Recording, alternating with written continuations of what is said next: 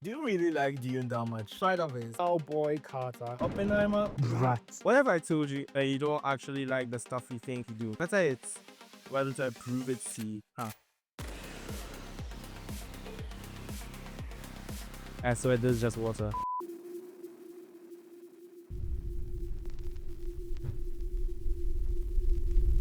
We have a theory. Okay. Would it be crazy in these days? Would it be crazy to think that with everything that's happening in the world right now, those higher up below the 0.1%, they say that they making us think we like things that we actually don't like? Every year we're constantly we're constantly surrounded by a slew of award shows, Oscars, Grammys, Razzies, mullet awards, like freaking Nickelodeon Kids Choice Awards. What's telling us what is and isn't worth our time, efforts, money, you know, basically fame and popularity, right? I'm not saying fame and awards is bad. Actually, like award shows give us the best moments of the past few years. But maybe, remember, I'm not saying they are bad, but I have a theory. I love challenges. It was not from the Oscars. I watched it for the first time like January. Not from the Oscars. 3rd, right? As of filming this, I've watched it like 4 times just this year. Not from the Oscars, which is insane. But my favorite movie of all time is The Truman Show. It's not from the Oscars. I love it so much. But now I'm so scared to rewatch The Truman Show because I'm so scared if I rewatch it, it will knock challenges out of my number. It's not from the Oscars. Can you shut the fuck? I don't even what I'm saying makes sense, or if it sounds like I'm low-key crazy. But hopefully you understand what I'm saying. Like The Truman Show is good, right? But challenges, bro. Challenges was another experience. Yeah, I can't bring myself to admitting how much of an otherworldly experience challenges was. Some of us have this experience with a lot of things in life. Like, let's say your favorite childhood meal, your mama's like soup, your grandma, your mama, like you. Okay. Older one. Now you grow up, you're like freaking 30 or 40 or like whatever age you was that, and you go to this restaurant, this Michelin star restaurant, and you're eating, and they give you like the best meal you've had in your whole life, right? I ask you to rank your meals, your favorite meals you've eaten in life before, and obviously you're ranking, and you go, oh, my meal was obviously my best, and then this meal was second, but you know you're lying. That meal was way better than anything your grandmother could have cooked in her rusty ass kitchen. Like, subjectively and objectively, it's worse than the restaurant meal, but you just can't bring yourself to rank it. Like, she's your grandma. Like, come on. So now, let's say in your brain, there's a switch. I call it the me more switch, and that's very creative. All these famous people, you know, the 0.1%, they found a way to switch it. Yeah, they found a way to fuck with your brain. What if the things you think you like are actually just the things that they want you to like? Like I said, I have a theory, but I'm gonna need to hub first. Say hi to the people. Wait, watching. just like that? Yeah, just Hold like on. that. Wait, what do you expect?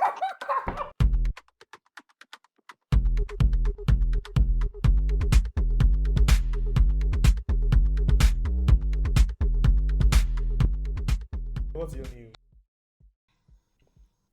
Your name. Basically, I hope you're not busy right now. No, Okay. not at all. I'm coming. Let me check my script. My hands. Yeah. Yeah, so unprofessional, you. I gave you 5 songs to listen to. And you, which songs did I give you? I gave you. Wait, let me see if Aurora, Sufjan Stevens. I gave you the weekend. Which artist? You got Taylor Swift. No pressure for your rating. Yeah, But no pressure the at number all. 1 song is my favorite song of all time. Exactly. TEMVDED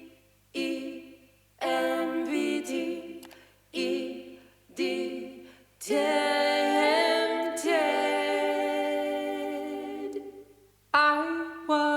I took what's generally considered to be certain artists' best song critically, according to sophisticated research.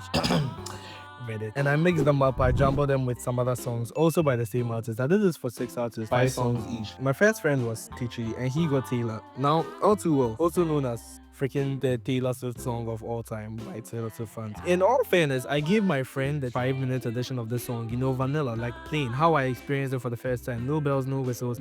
Wait, I just realized I forgot to mention why I'm even doing this. Oh my, okay. So these friends I've selected have minimal knowledge of the artists that I've given them. Actually, there were 6 artists we were supposed to do today, but I had to cut one off. I had to make it 5 as this is supposed to be a super serious scientific research report, right? And I'm not the kind of person to just make fake experimental values to impress. Why would I ever do something like that? Anyway, I played these 5 songs in order, and I had them ranked. I didn't rank them, apparently my thesis.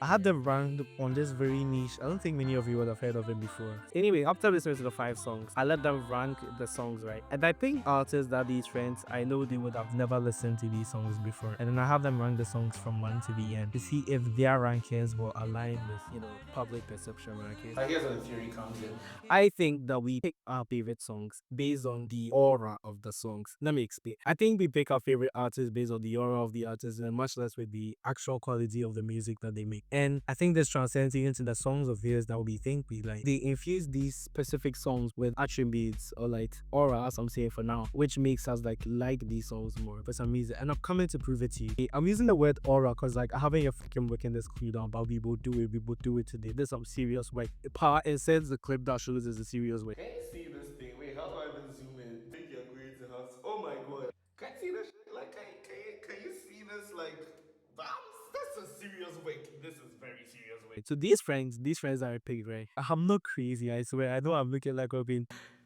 Just listen to me. These friends I've picked, they would have no idea of the aura that these songs carry or like what's specifically significant about these songs. So my plan is I'm going to prove that these songs that we think are the best songs by these artists are actually just mid songs. If you mix them up with other mid songs and you ask people to rank them, they aren't going to rank them number 1. Why? Because we've all been tricked, but these people will not have been tricked. My plan works and I'll prove it to you why. All established, Jerifa doesn't like any of you because I'm the favorite. The only video I think you weren't in is the video I've removed. It's just funny. Yeah. How did you find this whole experience? I found it so difficult. I felt like I was doing homework. I was finding it so difficult.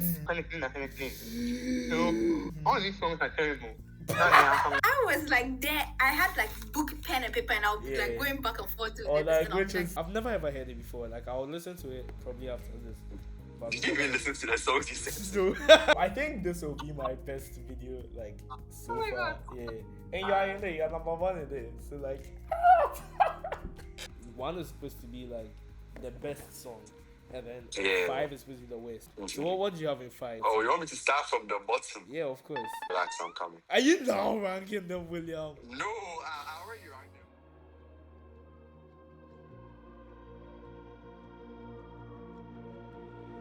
them. Was I upset that Challengers didn't get nominated for Best Scoring? Yes, I was. But do I listen to the score album? I would rather shoot myself. Like, it's good, right? It works in the film. Actually, it's amazing in the film. But it's not the most groundbreaking thing even about that movie. Yet anywhere you go and you hear the word Challengers, it's all people who are mentioning the score. Even people who don't get the movie mention the score. I know it sounds like this video is just a whole bunch of complaining, but we can all agree that art is subjective, right? Something that I may think is a 10, you might enjoy it as a 6, and that's perfectly okay. Like, I Challengers is one of my favorite movies ever. Trust me, like that has to be okay for me to survive. But the problem with this is you see a movie and it's like a 6 over 10 for you, like Aftersun, for example. But you see all these reviews and all these rave ratings and you're like, oh yeah, well I didn't enjoy it and I didn't have a good time with it, but everyone else did, so it must be a good movie, so I must rate it highly. Just because something was well made doesn't mean it's emotionally resonant with you. And this is what happens. So a movie that was actually a 6 over 10 for you, you end up rating it as like an 8 over 10 based off of reputation. And some people will say that this cancels out because there's also the other side of the coin. Like there's people who may watch Aftersun like me and leave the cinema thinking it's the best thing they've watched in years, and they'd want to rate it 10 out of 10. But then they see all these like contrarian views about it and they say, I mean, it's great, but yeah, I'm overhyping it in my head and there were all these issues and all that. So then rather than like rating it a 10 out of 10, which was the experience they had with it, they end up rating it something like an 8. So in theory, these reviews were cancelled out, right? But we can't be sure that exactly half of the people in the world will have a more cynical or more optimistic view towards what we love, right? And we can't even know that they may be within the same numbers. So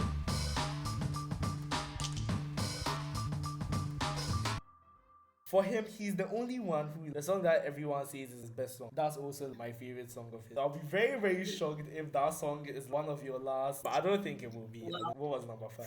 Number 5. My number 5. I have seen number 5, but it's okay. Number 5 is Thank You. I'll give you. Oh no. Super sexy woman. After Hours. Okay. After Hours was last. Yes. Do I have Wow. Let me explain. Number 4 is Runaway. He was lucky one. Now you're making me question my emotional intelligence. Yeah. I'll cut all this out. This video. 4, Beautiful mental devices. 2 was one of the girls. Wait, what was the name again? Rana Dale or something. I think it was Mana Weldy. My point, that ring. I feel like I'll be comfortable, but Number one is look what you made me do. Look what let me do. Yeah. Let's pretend like he didn't know. Okay. When he was listening to it, he was saying some comments about some song that if he said it like in a Swifty circle, that's blasphemy. Like it's somewhere on the internet, if people start trolling me, power about blame all you. the- I think it's the Taylor Swift person who should be scared. If they put Yeah. All Too Well last, they should run for their life. Last? How? Number 5 also. How would you have ranked it? I would have ranked it how a normal human being would have ranked it so fast. Ah, yeah, I've seen it. Lana Del. Oh, Lana Really? Yeah. Apparently she can sing. Apparently she sings about like old men and cocaine. I don't know how true that is because I haven't. The weekend fans, if you ever meet me on the street, No, they are not crazy like us. They are normal. We the sometimes when I look at fellow Swifties, I'm like, let's relax. like guys, just relax, just calm down. I don't think reviews are actually useless. I think they are quite useful, and I'll mention 3 examples. Just bear with me. I know the thumbnail had albums. I know. And with Challengers, I always knew Challengers was a divisive film, and I don't usually like divisive films. So I had this in my mind before I went into the movie. But I just thought let's take a chance because I read this review and I was like, what the f? Point 1. Reviews help us to know what stuff to watch. Without reading that review, I don't think I ever would have watched Challengers, which is one of my favorite movies of all time right now. I've spent more hours talking on the phone about Challengers than I spent learning for A-level. Yet I wouldn't have ever watched this movie if it hadn't been for that review. Second positive point about review, let's talk about this little movie called The Midnight Man. I'll give you a summary off the top of my head. Actually, very funnily, there's a movie that comes out like in a few weeks, probably out by the time that this video is out, right? It's called Novocaine by Jack Quaid. He's the main actor in it. And it has the same exact premise, but nobody can remember The Midnight Man and everybody is like talking about Novocaine. Anyway, so The Midnight Man is about this guy who like, once he can't feel pain, and something happens in the movie, right? Oh, I think that's what differentiates it from Novocaine. In Novocaine, he can't feel pain throughout the entirety of the movie, but the whole premise of this movie is that this guy with this rare disease who can never feel pain is put in a situation where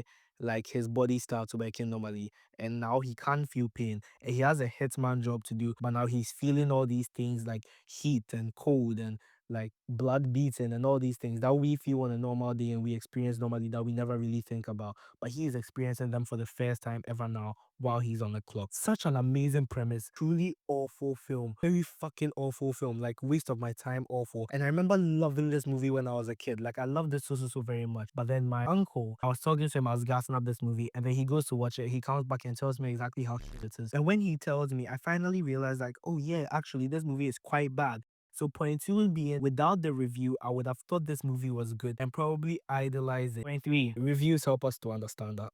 I spoke about Aftersun already. When I watched this movie for the first time, I had no idea what was going on. I was so confused. I'm like, what did I just spend an hour and a half watching? And I go online, I read reviews, and then I realized that this is the best thing I've ever watched in my whole life. Without the review, I wouldn't have understood Aftersun. Like, reviews are important, and I don't think they should die down. But we live in a society where our attention has become a very valuable resource, and relatability has been found to be the best way to mine that resource. That's why so much of the attention and press for your new favorite movies and shows and albums and stories, rather than relying on the art itself, it has been so keen on highlighting the faces and the franchises surrounding the project. Now, I'm not saying this inherently a bad thing, you know, people deserve to get their credit. It's just that artists don't release singles anymore. They release branding. Same way movies don't release trailers anymore. They rely on casting announcements. When I set out to make this video, I expected to find this dark secret as to why I felt guilty to the point of gatekeeping how much I loved this album over this one, and why I watched every Best Picture nominee, and I believe that I love Challenges far above them all. I couldn't bring myself to share the sentiment. Like, putting Challenges on my top 4 movies was such a courageous moment for me, and even then I couldn't place it above The Truman Show. But there's no dark secret. That's just how art works nowadays, and that's probably how it has worked for a long time. The feelings that we have surrounding the circumstances involving the creation and maintenance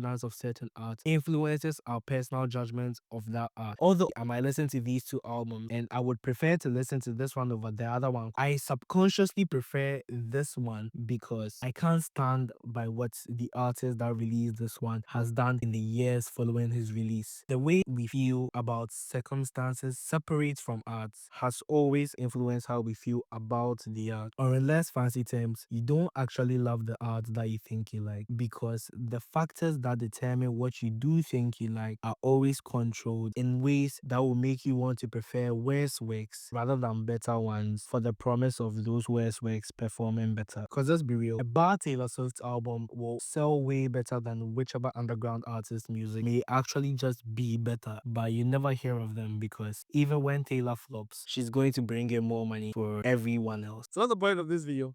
I have the fucking idea.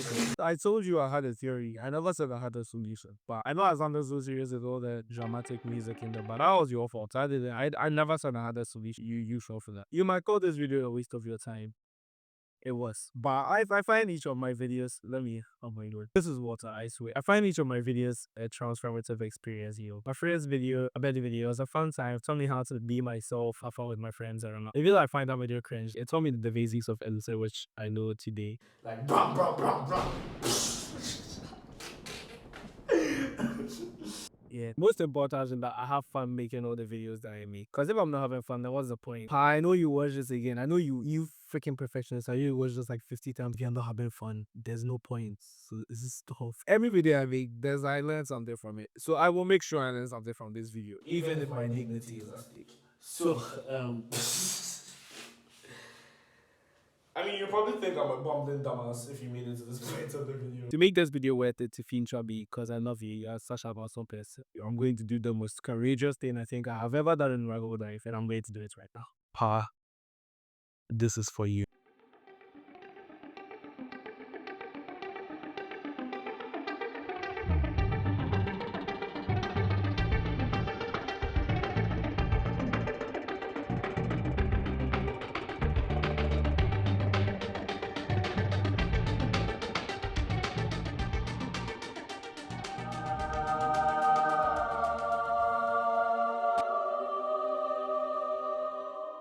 Say bye to the camera. Bye. Bye.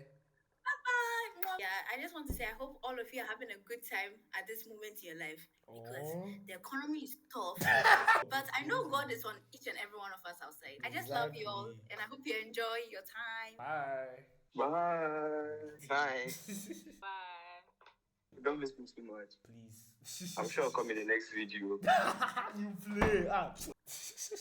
And I love you too, Pa. Thank you so much. Oh, thank you. If you watched all the way to the end of this video and you didn't like it, why did you watch to the end? But if you did like it, thanks. Like and subscribe and all that. Or check out my other stuff. See if you like that as well. And then if you do like it, subscribe. But yeah, see you later. Actually, you should watch this video next. I was fighting an alligator while debating homosexual rights with Taylor Swift. It's very racist to actually manage us. So watch that video. I would never lie.